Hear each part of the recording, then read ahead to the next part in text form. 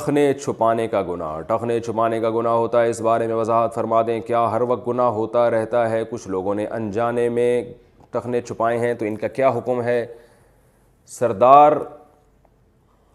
سردار وقاص رحیم یار خان: ٹخنے چھپانا گناہ کبیرہ ہے۔ رسول اللہ صلی اللہ علیہ وسلم نے ارشاد فرمایا، ما اسفل من الازار الی الکعبین ففی النار، جو ازار کا حصہ ٹخنوں کو چھپائے گا، ڈھکا ہوا ہوگا نیچے، تو وہ حصہ جو ٹخنوں کا وہ حصہ ہے، آپ صلی اللہ علیہ وسلم نے فرمایا وہ آگ میں جلے گا۔